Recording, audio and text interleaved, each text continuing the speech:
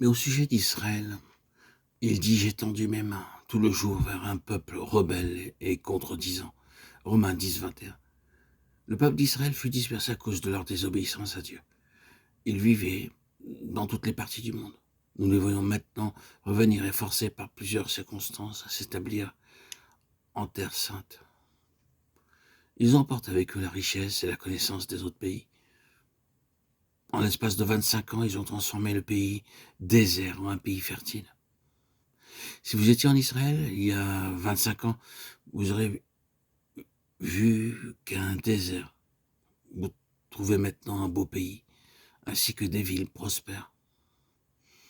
Ils construisent encore des bâtiments, des routes, des écoles, des universités. Ainsi, ils démontrent ce que bien avant la venue du Christ, les prophètes avaient dit, à savoir que le pays devenu désertique redeviendrait fertile. Ils ont soigneusement préservé les Écritures. J'ai passé quelques jours en Israël avec des croyants juifs. Ils m'ont dit qu'ils ne pouvaient qu'être désolés à cause de leurs compatriotes. Ayant de tels avantages, ils sont encore dans les ténèbres et la cécité. Ils peuvent vraiment être appelés le sel sans saveur. Ils sont dans une totale cécité spirituelle. Ils se sont farouchement opposés à l'évangile du Seigneur Jésus-Christ. Ils n'autorisent personne à prêcher ouvertement l'évangile. Ils ne se soucient pas de l'entrée du mal dans le pays. En fait, ils en ont déjà introduit de l'Europe et d'autres pays pour leur venue, par leur venue. Ils ne veulent pas de l'évangile. Ils sont comme du sel sans saveur. Ils travaillent non pour la nourriture qui périt, mais pour celle qui subsiste pour la vie éternelle, et que le Fils de l'homme vous donnera, car c'est lui que le Père, que Dieu lui-même a marqué de son sceau. Jean 6, 27.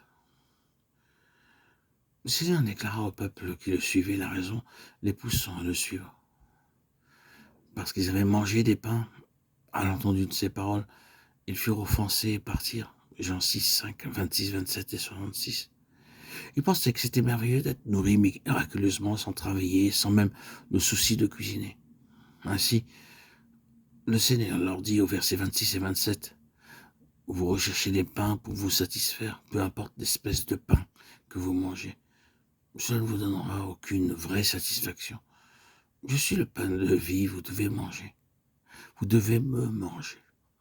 Je vous enseignerai comment me manger. Alors, vous vivrez éternellement. » À ces paroles, ils se mirent en colère, furent offensés et ne marchèrent plus avec lui. Ils étaient tout proches, mais ils faillirent. Ils auraient pu recevoir le royaume de Dieu, mais ils partirent avides. Ils étaient du sel sans saveur. Êtes-vous comparable à du bon sel ou n'êtes-vous que du sel sans saveur? Oh, combien d'ennemis, d'amis, d'étrangers, de parents ont été spirituellement bénis par votre vie. Nous, les prédicateurs, nous aimons le sel. Chaque fois que notre gorge s'enroue, nous utilisons du sel. Il n'y a rien de tel. Combien nous sommes tous reconnaissants pour le sel. Juste un peu de sel soulage. C'est ainsi que votre vie doit être. Nous sommes par nature comme le poivre. Plutôt que d'amener du soulagement, du réconfort, nous heurtons la sensibilité des autres et nous apportons la peine. Certains apportent la bénédiction et nous sommes tristes lorsqu'ils sont partis.